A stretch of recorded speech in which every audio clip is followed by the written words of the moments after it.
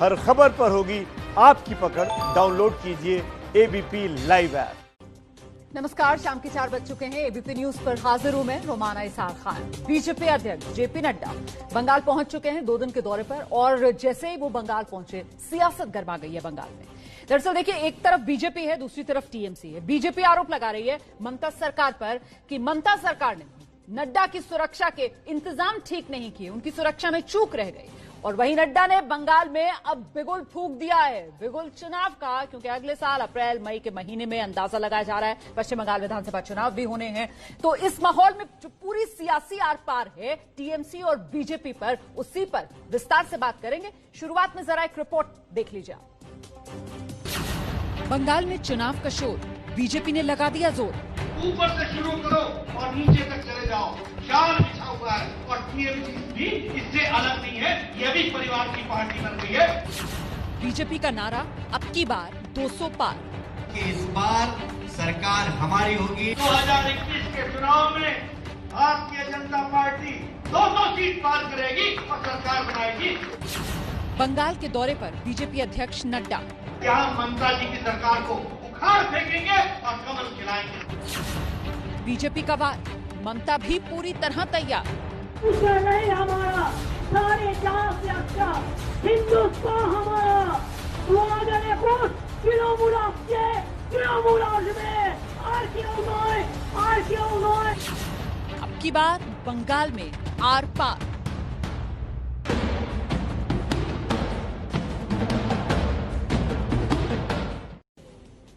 तो बंगाल में आर पार, अब की बार बंगाल में किस सरकार। हमारे साथ 2 खास मेहमान, बीजेपी की तरफ से पार्टी के प्रवक्ता प्रेम शुक्ला जी मौजूद हैं और टीएमसी नेता सोमनाथ सिंह रॉय साहब भी हमारे साथ मौजूद हैं। बहुत बहुत स्वागत आप दोनों का। सबसे पहले तो सोमनाथ जी, डर लग रहा है जिस तरीके से बीजेपी ने अभी से पूरी ताकत झोंक दी है? नहीं, अच्छा लग रहा है। मैं तो प्राउड फील कर रहा हूं, क्योंकि रवीना देखिए, देश का एकमात्र महिला मुख्यमंत्री ममता बनर्जी एक साइड में, दूसरी साइड में पूरा भारत सरकार का पूरा प्रशासन, और दुनिया का सबसे बड़ा पार्टी बीजेपी का जितना छोटा बड़ा लीडर था सब मैदान पे उतर के आया। क्यों? टारगेट एक ही है, देश का एकमात्र महिला मुख्यमंत्री ममता बनर्जी को कैसे भी करके, कुछ भी करके अभी सत्ता से हटाना है। ये तो मैं गर्व फील कर रहा हूं, ऐसे चीफ मिनिस्टर मेरा साथ है जो चीफ मिनिस्टर का ये साथ महिला वाला कार्ड क्यों खेल रहे हैं आप? हैं अच्छा नहीं लगता है ना? आप मतलब वो महिला कार्ड खेलने लगे आप। अच्छा, अगर रुबीना सर, एक तो मेरा नाम रोमाना है। सोमनाथ जी मेरा नाम रोमाना है सर। ठीक है सर, कोई बात नहीं सर। आप लेकिन जो बात कह रहे हैं, जो आप इंजॉय कर रहे हैं यहाँ पर, बीजेपी को नाको चने, जिस तरीके से आप इस अंदाज में बात रखे हैं कि साहब देखिए हमने बीजेपी को नाको चने चबा दिए। प्रेम शुक्ला जी का एक रिएक्शन ले लेते हैं, फिर कुंतल भी हमारे साथ मौजूद है, ग्राउंड पर भी आपको लेकर चलेंगे। प्रेम शुक्ला जी प्लीज आइए। देखिए, नाको चने कौन चबाएगा ये तो आने वाला समय बताएगा। आने वाला लोग इसी तरह की बातें कर रहे थे, तब टीएमसी के यही सोमनाथ सिंह राय जी जब भी बैठते थे बहस कहते थे भारतीय जनता पार्टी का खाता खुल जाए तो बहुत है। जब 18 सीटों पर भारतीय जनता पार्टी के समर्थन में लोकसभा में जनादेश प्राप्त हुआ, नहीं ये कई बार बोला आपने, कई बार बोला, एक बार तो नहीं, कई बार भी नहीं बोला मैंने। बीजेपी का खाता नहीं खुला, एक बार भी नहीं बोला। लास्ट इलेक्शन में भी उसका सीट था ऐसा। वो तो ठीक है, आपको जो है बोलकर जो है आप लोग झूठ बोलते हैं, ये भी झूठ मैं मान लिया। चलो आप लोग तो झूठ कौन बोलता है तो सामने बंगाल की जनता तय करेगी ना। ये बंगाल की मैं बोल रहा हूँ ना, मैं एक भी रिकॉर्डिंग एक भी दिखाइए जहाँ सच्चा कौन झूठा कौन, ये बंगाल की। अरे भाई आप तो जोड़ दीजिए, ममता बनर्जी खुद बोल रही थी, आपकी बात जाने दीजिए। ममता बनर्जी खुद ये बात बोलिए, जिनको आप कह रहे हैं मैं मान लूंगा, लेकिन मैंने ममता बनर्जी खुद कह रही थी। ममता बनर्जी समेत टीएमसी के समर्थक प्रवक्ता जो भी आते थे तब यही कहते थे कि भारतीय जनता पार्टी का खाता खुलना मुश्किल हो जाएगा। भारतीय जनता पार्टी के 18 सांसद शान से बंगाल से चुन कर आए, उसी तरह से मिशन 200+ भी असेंबली के चुनाव में भी, विधानसभा में भी भारतीय जनता पार्टी के 200 विधायक चुनकर जाएंगे, हमारा संकल्प है। और ये संकल्प चूंकि भारतीय तरह से बंगाल में भ्रष्टाचार व्याप्त है, भाई भतीजावाद व्याप्त है, तूफान में भी जो लोग अच्छा ठीक है भ्रष्टाचार सर, करने से ये जो आप बाज संकल्प नहीं आ यहाँ पर रहे बता हैं, रहे हैं, जो जिस- प्रेम शुक्ला जी जिस तरह का संकल्प रक्षा बता रहे फैला हैं कि रहे हैं, बीजेपी का उसका नारा सीधा आपकी सीधा बार प्रभाव 200 पर, ऐसे में टीएमसी की क्या मुश्किलें बढ़ने वाली हैं, क्योंकि कानून व्यवस्था वो मुद्दा जिस पर लगातार बीजेपी ममता सरकार को कटघरे में खड़ा कर रही है। इस पर मैं आपसे जवाब लूंगी सोमनाथ जी, लेकिन पहले जरा जल्दी से कुंतल का रुख कर लेते हैं और जरा जानते हैं कुंतल से कि जेपी नड्डा बंगाल में इस वक्त कार्यकर्ताओं का जोश किस अंदाज में है, जरा दिखाइए तस्वीरें कुंतल। देखिए जोश तो है कार्यकर्ताओं में, लेकिन आपको बता दूं कि ये मैं जहां खड़ा हूं भवानीपुर, पुराना कोलकाता है। पुराने कोलकाता की संस्कृति अलग है और मुझे जो खास लगा आज बीजेपी के कार्यकर्ताओं में, वो एकदम ट्रेडिशनल लुक में आए थे। शायद जो फिलहाल जो मुद्दा चल रहा है बंगाल की चुनाव से पहले की बाहरी बनाम बंगाली के मुद्दा, लेकिन उनको शायद दिखाना था कि सभी बंगाली है। क्या कहेंगे? আমরা सबाई बांगाली हिंदी में, अगर हिंदी में बताएंगे तो हिंदी में है कि हम भवानीपुर में रहते हैं। ये खुद माननीय मुख्यमंत्री ममता बनर्जी का विधानसभा है, तो इसलिए हम ट्रेडिशनली रहे, क्योंकि दिल्ली से आए हमारा नड्डा जी नेशनल प्रेसिडेंट, तो उन्होंने देखना चाहिए था हमारा बंगाल का क्या ट्रेडिशन है, क्या उसका साजगोज है, क्या खाना पीना है, सब उनको देखना चाहिए था हमको, तो इसलिए हमने उसके सामने ये हिंदी बड़ी अच्छी है। आप क्या कहेंगी कि रविंद्र संगीत से स्वागत किया गया, ट्रेडिशनल लुक से स्वागत किया गया, क्या दिखाना था कि सभी बंगाली है? एक्चुअली हम लोगों ने दिखाना था हमारे बंगाल का जो कल्चर है, we wanted to show him कि नड्डा जी जो आए थे कि कैसे उलो के साथ उलो, जो हम लोग जो शंख और उलो देते हैं, जब वो आए थे आप लोगों ने देखा होगा कि हम लोग शंख बजा के और उलो दे के उनका स्वागत किया गया अच्छी तरह से, इवन फूल भी बरसाया गया, लेकिन भीड़ के कारण उतनी अच्छी तरह से नहीं किया गया।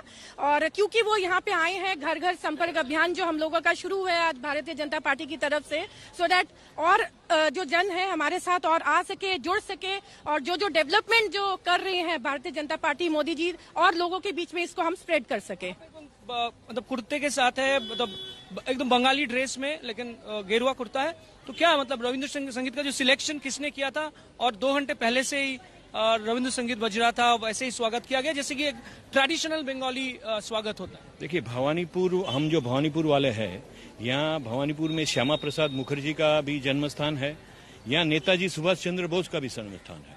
तो हम बीजेपी वाले आर नई अन्याय का जो कर्मसूची लेके गृह गृह प्रवास जो कर रहे हैं, उसका ये हम मैसेज देना चाहते हैं बंगाल की मुख्यमंत्री माननीय ममता पीसी को कि हम लोग भी बंगाली है, बंगालियाना हम लोग में भर भर के पड़ा है, और ये तो विवेकानंद जी का रंग है, तो हम लोग कवि गुरु रविंद्रनाथ के रंग में रंगे हुए हैं, अरविंद घोष के रंग में रंगे हुए हैं और विवेकानंद के रंगे हुए हैं।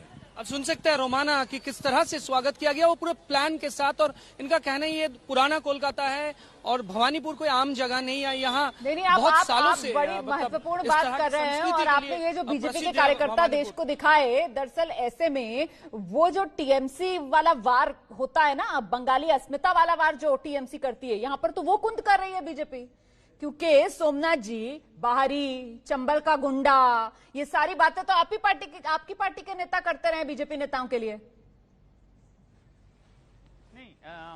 आपने जो बोला है स्टेटमेंट तो सही है, बोला है कोई लीडर ने बताया वो चंबल का गुंडा है, ये ऐसा बताया, मैंने भी सुना है इसका।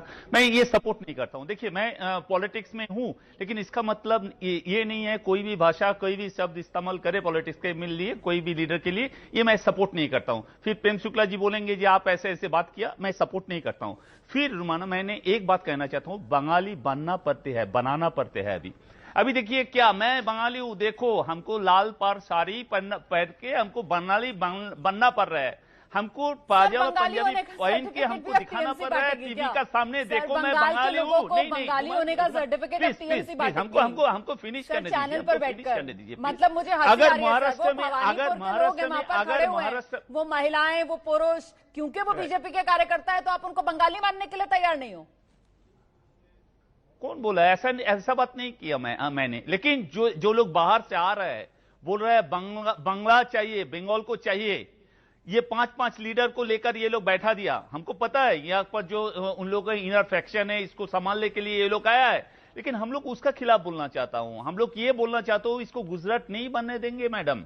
बंगाल जैसे है बंगाली का, बंगाल ऐसे ही बंगाली का रहेंगे। हम लोग ऐसे नहीं बोल रहेंगे इसको उत्तर प्रदेश बनाने देंगे। ये लोग बोल रहे हैं गुजरात बनाएंगे, उत्तर प्रदेश बनाएंगे। हम बंगाली लोग बोल रहा है नहीं, ये रविंद्रनाथ टैगोर, नजरुल का, ये विवेकानंद, रामप्रसाद का, ये बंगाली रहे, बंगाली का बंगला ही रहेंगे। मैं जवाब लेती हूँ। प्रेम शुक्ला जी, आप बंगाली वाली पिच पर आकर चुनाव की रणनीति तैयार कर रहे हैं, वो तो मानने कोई तैयार नहीं है। बंगाली तो कह रहे हैं बाहरियों का झुंड है, गुजरात नहीं बनने देंगे बंगाल। देखिए, बंगाल को जो बांग्लादेश बनाने का ख्वाब देख रहे हैं, जो बंगाल को रोहिंग्या का घर बनाने का ख्वाब देख रहे हैं, उनको ये ख्वाब भूल जाना चाहिए। अरे इनको जो है शुक्ला जी, रोहिंग्या आया किधर से? किधर से आया? प्रेम शुक्ला जी, रोहिंग्या किधर से आया? पहले बताइए कहां से आया? बॉर्डर वापस से इधर आया? बॉर्डर कौन लोग संभालते हैं? आपका बीएसएफ। आप लोग क्यों घुसने दिया उसको? आपका बीएसएफ रोहिंग्या को क्यों भारत में घुसने दिया? सर, दर्शक नहीं सुन पाते हैं, दर्शक नहीं समझ पाते हैं आप लोगों की बात जब आप लोग ऐसे एक दूसरे को काटकर बोलने लगते हैं। संयम से, संयम से। सोमनाथ जी सुन लीजिए उनकी बात, उसके बाद दोबारा आपके पास आऊंगी, तब आप अपनी बात रख देना ना। अरे सुन तो लीजिए, सुन तो लीजिए। नहीं सर, ऐसे नहीं चलेगा। ऐसा थोड़ी होगा कि आप आए तो आप ही बोलते रहेंगे। आप डिबेट में आए हैं, आपको दूसरे पक्ष को सुनना पड़ेगा। नहीं, मैं ऐसे आपको इजाजत नहीं दे सकती हूँ सर। तो ममता के गढ़ में बीजेपी का ये हल्ला बोल। बीजेपी के अध्यक्ष जेपी नड्डा 2 दिन के बंगाल दौरे पर है। मैं आप दोनों से ये समझना चाहती हूँ कि अब की बार बंगाल के इस आर पार का सबसे बड़ा मुद्दा, प्रेम शुक्ला जी, आपकी नजर में क्या रहने वाला है? सर, एक मुद्दा देखिए, बंगाल को भ्रष्टाचार मुक्त करना, उसको विकास के महामार्ग पर ले जाना, उसको बांग्लादेश बनने से रोकना, उसको रोहिंग्या मुक्त करना, उसको घुसपैठियों से मुक्त करना, जिस तरह से मुस्लिम तुष्टीकरण की राजनीति चल रही है उससे बंगाल को मुक्त करना, ये हमारा स्पष्ट मुद्दा है। ठीक है, सोमनाथ जी। यहाँ पर हिंदू मुस्लिम का जो रिलेशन है ये कंटिन्यू करना, और यहाँ का जो डेवलपमेंट चल रहा है पूरा भारत में नंबर 1 स्टेट जैसे हुआ अभी बंगाल, ऐसे इसको कंटिन्यू करना और कुछ नहीं। डेवलपमेंट, हिंदू मुस्लिम का रिलेशन, और हाँ, राजनीतिक हत्याओं में नंबर 1। डेफिनेटली। आपने प्रेम शुक्ला जी 100 दिन का काम में आप लोग का हिसाब से नंबर 1। अभी यहाँ पर सबसे नहीं सुनिए ना, अभी मैं बता रहा हूँ, ये हम लोग नहीं बोल रहा हूँ, ये आप लोग सेंट्रल गवर्नमेंट। अभी तो चुनावी शोर औपचारिक तौर पर शुरू भी नहीं हुआ है, लेकिन उससे पहले ही जिस तरीके का जोर आप यहाँ पर टेलीविजन डिबेट्स में भी प्रवक्ताओं का देख रहे हैं, पार्टी के समर्थकों का देख रहे हैं, आप अंदाजा लगा सकते हैं कि इस बार कितना जोरदार रहने वाला है बंगाल का माहौल। वैक्सीन पर विश्व गुरु भारत। जी हाँ, पहली बार दुनिया के किसी देश में 64 देशों के राजनायक वैक्सीन की तैयारी देखने पहुंचे हैं। अमेरिका और ब्रिटेन के बाद अब पूरी दुनिया की नजर भारत पर है, क्योंकि भारत दुनिया की 60% से भी ज्यादा जो वैक्सीन है वो हर साल बनाता है।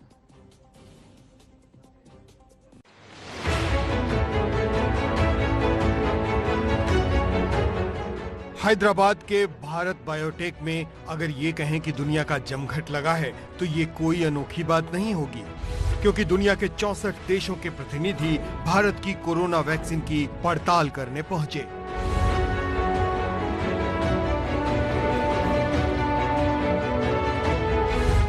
ये तस्वीरें बयां कर रही हैं तकनीक के मामले में भारत के बढ़ते कदम और दमखम की। हैदराबाद में भारत बायोटेक की वैक्सीन, जिसका नाम है कोवैक्सीन, इसे देखने के लिए दुनिया के 64 देशों के राजनयिक एक खास विमान में सवार होकर हैदराबाद पहुंचे।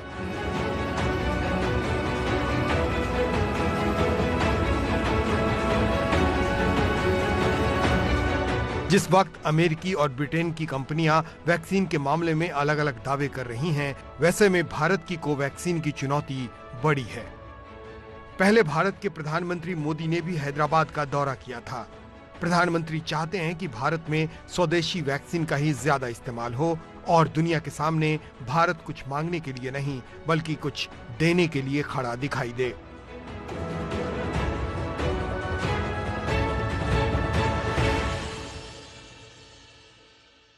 कुछ दिन पहले मेरी मेड इन इंडिया वैक्सीन बनाने का जो प्रयास कर रही वैज्ञानिक टीमें हैं, काफी देर तक उनसे बहुत ही सार्थक मेरी बातचीत हुई है।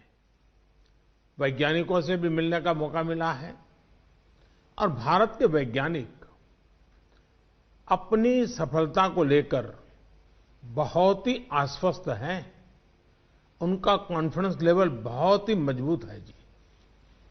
अभी अन्य देशों की कई वैक्सीनों के नाम बाजार में हम सब सुन रहे हैं, लेकिन फिर भी दुनिया की नजर कम कीमत वाली सबसे सुरक्षित वैक्सीन पर है और इस वजह से स्वाभाविक है पूरी दुनिया की नजर भारत पर भी है।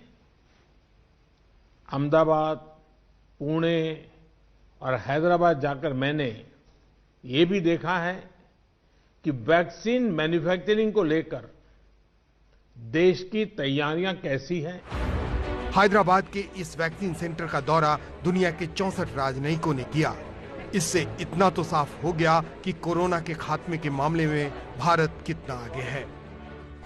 वैक्सीन के मामले में भारत दुनिया की राजधानी है।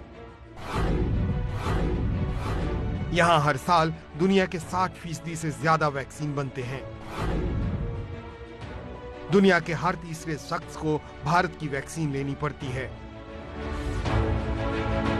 ऐसे में सवाल यह है कि भारत अपने स्वदेशी वैक्सीन से कितना दूर है। तो ये जान लीजिए कि फाइजर के साथ साथ बायोटेक और सीरम इंस्टीट्यूट ऑफ इंडिया ने भी अपनी वैक्सीन के इमरजेंसी इस्तेमाल के लिए आवेदन कर दिया है, जिस पर मुहर लगने में अब ज्यादा देर नहीं। ऐसे में इतना तो तय है कि भारत की जनता को वैक्सीन के लिए अब ज्यादा इंतजार नहीं करना पड़ेगा।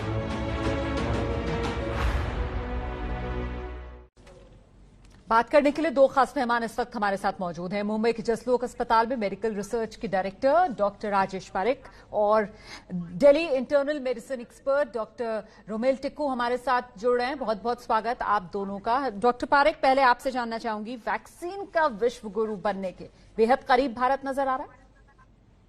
बिल्कुल, सवाल ही नहीं है और ये अभी अभी नजर नहीं आ रहा है। ये कई सालों से भारत वैक्सीन का विश्व गुरु है और ये तो बड़ी गर्व की बात है। बिल्कुल। रोमेल टिक्कू साहब, ये जिस तरीके से अब हमने कदम आगे बढ़ा दिया है और आज जो 60 से ज्यादा देशों के राजनयिक पहुंचे हैदराबाद, वहां जाकर उन्होंने जायजा लिया, ऐसे में क्या लगता है दुनिया को इंतजार है एक तो हमारी देसी वैक्सीन का और दूसरे एक मैन्युफैक्चरिंग हब के तौर पर जो हिंदुस्तान की छवि है वैक्सीन बनाने के मामले में, दोनों बातों को लेकर? देखिए, इंडिया की वैक्सीनेशन प्रोग्राम जो है बहुत ज्यादा सक्सेसफुल है और मैन्युफैक्चरिंग में इंडिया नंबर 1 है वैसे भी। और अभी जो कोविड को लेके वैक्सीन का जितना भी रिसर्च हुआ उसमें इंडिया ने भी काफी भाग लिया और हमारी जो इंडिजिनस वैक्सीन है कोवैक्सीन, वो भी फेज 3 ट्रायल्स में है और जल्दी शायद उसे भी इमरजेंसी यूज के लिए अप्रूव किया जाएगा। उसके अलावा सीरम इंस्टीट्यूट का जो टाइप है एस्ट्राजेनेका के साथ, जिसके हाल ही में इंटरिम रिपोर्ट्स आए हैं कि वो एटलीस्ट 70% एफिकेशियस है, एवरेज एफिकेसी है, सेफ है। और फिर स्पुतनिक 5 जिसकी ट्रायल्स भी इंडिया में चल रही है। ये 3 वैक्सीन तो है ही और जाइडस कैडिला की भी वैक्सीन है। अगले 2-3 महीने में ऐसा लग रहा है कि 3-4 वैक्सीन इंडिया में अवेलेबल होंगी, जो एक बहुत बड़ी बात है। और हमारी कंट्री के लिए जहां इतना ज्यादा कोविड का इन्फेक्शन फैला हुआ है और इतनी ज्यादा पॉपुलेशन है, तो ये एक मेन वेपन होगा, हथियार होगा हमारे पास इस इन्फेक्शन को रोकने के लिए। और इंडिया बाकी सारी दुनियाओं के साथ साथ चल रहा है इसमें रिसर्च में और 3-4 वैक्सीन आनी 3-4 महीने में बहुत बड़ी बात है इंडिया जैसी कंट्री के लिए। बिल्कुल। डॉक्टर पारेख, दुनिया के दूसरे देशों में भी वैक्सीन बन रही है, फाइजर की वैक्सीन के बारे में हम लोगों को पता है, लेकिन भारत के अंदर जो हमारी देसी कंपनियां वैक्सीन बना रही हैं उन्हें एज किस तरीके से मिल रही है? देखिए, पहले तो जो वैक्सीन हमारे देश में बन रही है, सीरम इंस्टीट्यूट में समझो, दूसरे कंपनीज में समझो, वो तो एक तरह का कोलैबोरेशन है फॉरेन वैक्सीन से। तो अभी क्या हुआ है कि कोविड-19 के बाद हमको सिर्फ पूरी दुनिया का सोचना चाहिए। हमको ये नहीं सोचना चाहिए ये भारत का है, अमेरिका का है, ये दूसरे देश का है, क्योंकि जब तक हर आदमी दुनिया में सुरक्षित नहीं रहेगा तब तक कोई भी सुरक्षित नहीं है। अगर वैक्सीन बनाने में अमेरिका ने सोचा कि हम हमारे लोगों की सुरक्षा देख लेंगे, तो वो बहुत ही बड़ी गलत की बात है, क्योंकि ये कोरोना वायरस वापस घूमते रहेगा दुनिया में। तो सबसे बड़ा चैलेंज हमारा क्या है कि पूरी दुनिया में वैक्सीन कैसे पहुंचाना है। तो पहले तो ये टोटल ग्लोबल एफर्ट होना चाहिए, वो हो रहा है। तो हमारे देशों में भी जो वैक्सीन की मैन्युफैक्चरिंग हो रही है, वो ग्लोबली हो रही है। अच्छा, दूसरे देशों में और कई गुण है, जैसे डिस्ट्रीब्यूशन का, स्टोरेज का, लॉजिस्टिक्स का, उसमें वो हमारी मदद कर सकते हैं और हम उनको वैक्सीन देने में मदद कर सकते हैं। तो ये पूरे दुनिया का काम है, एक या दो देशों का नहीं है। जी, ऐसे में डॉक्टर रोमेल टिक्कू जो बात यहाँ पर कह रहे हैं डॉक्टर पारेख, भारत की भूमिका इस लिहाज से भी महत्वपूर्ण हो जाती है क्योंकि खासतौर से जो थर्ड वर्ल्ड कंट्रीज हैं सर, क्योंकि भारत की वैक्सीन जो है वो ज्यादा किफायती रहने वाली है, इसलिए भी भारत की भूमिका महत्वपूर्ण।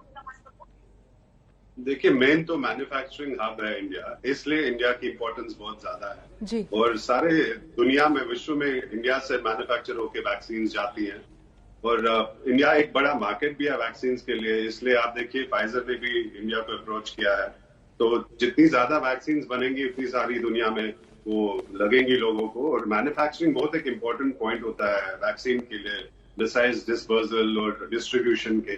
और मैन्युफैक्चरिंग में इंडिया बहुत आगे है, इसलिए इंडिया की जरूरत सबको है। इसमें कोलैबोरेशन होनी चाहिए, जैसे डॉक्टर साहब ने कहा, सारी कंट्रीज की इंडिया के साथ कोलैबोरेशन होनी चाहिए। और इंडिया में भी विद इन प्राइवेट प्लेयर्स जो हैं, हॉस्पिटल्स, हेल्थ केयर है या गवर्नमेंट इतनी प्रोएक्टिव रही है। हमारी गवर्नमेंट कोविड को लेके, स्पेशली वैक्सीन को लेके, प्राइम मिनिस्टर खुद ही इतना इंपॉर्टेंस दे रहे हैं इस चीज को, पर्सनली देख रहे हैं इन चीजों को। तो इसलिए इतना जल्दी काम हो रहा है और इसलिए इतनी जल्दी एक वैक्सीन आएगी हमारे पास। और ये एक बड़ी चीज है कि 1-2 महीने में प्रायोरिटी पॉपुलेशन को एक्चुअली कोविड की वैक्सीन लगेगी। हेल्थ केयर वर्कर्स हैं, फ्रंटलाइन वर्कर्स हैं या वल्नरेबल पेशेंट्स, और इवेंचुअली जनरल पब्लिक को भी 5-6 महीने में लगना शुरू हो जाएगी। और इसलिए इंपॉर्टेंस है इंडिया की, क्योंकि मैन्युफैक्चरिंग हब है इंडिया और बहुत ज्यादा रिसर्च भी हो रहा है। इंडिया अभी सारे देशों के साथ आगे चल रहा है वैक्सीन को लेके, जहां तक रिसर्च है या अवेलेबिलिटी या डिस्ट्रीब्यूशन का सवाल है। तो विद इन इंडिया भी आप देखिए टाई अप्स हो रहे हैं सबके साथ। स्पुतनिक 5 का भी ट्रायल हो रहा है, ऑक्सफोर्ड यूनिवर्सिटी वाला भी यहाँ एस्ट्राजेनेका का ट्रायल हो रहा है, फाइजर भी अप्रोच कर रहा है इंडिया को इमरजेंसी यूज के लिए। शायद वो वैक्सीन भी अप्रूव होगी अगर डीसीजीआई ने अप्रूवल दे दिया। तो इतनी ज्यादा वैक्सीन को लेकर रिसर्च काम चल रहा है इंडिया में। That's why India is so important for everybody. बिल्कुल, और आप भी जो बात कह रहे हैं उससे पहले डॉक्टर पारेख भी जो बात कर रहे थे, आप लोग जिस तरीके से कह रहे हैं भाई पूरी दुनिया के सभी देशों को कोलैबोरेट करना चाहिए, कोलैबोरेशन में ये जो कोरोना वायरस है इससे निपटा जा सकता है सर। तो ये जो आज दौरा रहा है कि भाई 60 से ज्यादा देशों के राजनयिक जो हैदराबाद पहुंचे, ये तो उसी दिशा में कदम लग रहा है डॉक्टर पारेख। बिल्कुल रुमाना जी, क्योंकि जैसे डॉक्टर टिक्कू बोल रहे थे कि सबसे महत्वपूर्ण तो मैन्युफैक्चरिंग है। जब मैन्युफैक्चर होगा तभी हम लोग डिस्ट्रीब्यूशन का, एडमिनिस्ट्रेशन का सोच सकते हैं। तो मैन्युफैक्चरिंग तो पहला प्रोसेस है और सबसे महत्वपूर्ण प्रोसेस है। और इसीलिए दुनिया के 60 देशों से लोग हमारा मैन्युफैक्चरिंग देखने के लिए इधर आए हैं कि मैन्युफैक्चरिंग का क्वालिटी कितना है, कितनी ठीक तरह से चल रही है। और उसके साथ साथ शायद नेगोशिएशंस भी होते होंगे। सब लोग बोलते होंगे हमको इतना चाहिए, और इस समय हमारे देश को ये डिसीजन लेना चाहिए कि किसको कितना देना है। तो उसके लिए भी शायद वो लोग आए हैं। तो ये तो बहुत ही महत्वपूर्ण कदम है। और दुनिया में जो वैक्सीन बन रही हैं, जिसमें फाइजर का नाम आता है, स्पुतनिक का नाम आता है, उनकी कीमत के लिहाज से जो भारत की अपनी जो वैक्सीन बन रही है उसकी कीमतों में भी फर्क रहेगा डॉक्टर पारेख?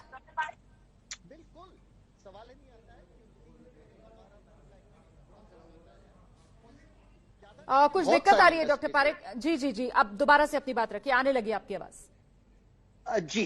तो हमारा जो मैन्युफैक्चरिंग प्रोसेस होता है सिर्फ वैक्सीन में नहीं, दवाइयों में, बाकी इंडस्ट्रीज में बहुत ही कॉस्ट इफेक्टिव है। हमारे कॉस्ट कम रहते हैं, तो जो हम वैक्सीन बनाएंगे उसका खर्चा कम होगा, तो उसकी कीमत भी कम हो जाएगी। तो इसलिए दूसरे देशों को भी इससे भी फायदा हो जाएगा, क्योंकि हमको अफ्रीका के बारे में भी सोचना चाहिए।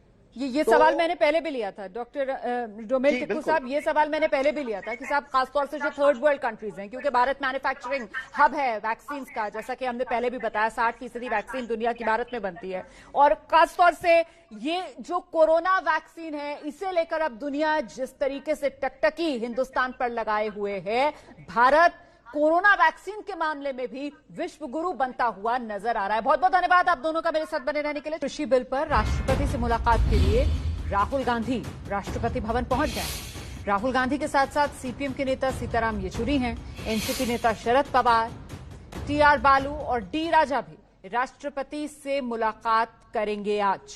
ये तस्वीरें आपके सामने। राहुल गांधी राष्ट्रपति भवन पहुंचे। शरद पवार जिस समय निकले राष्ट्रपति भवन के लिए अपने घर से, उस समय की उनकी तस्वीर भी आपके सामने है।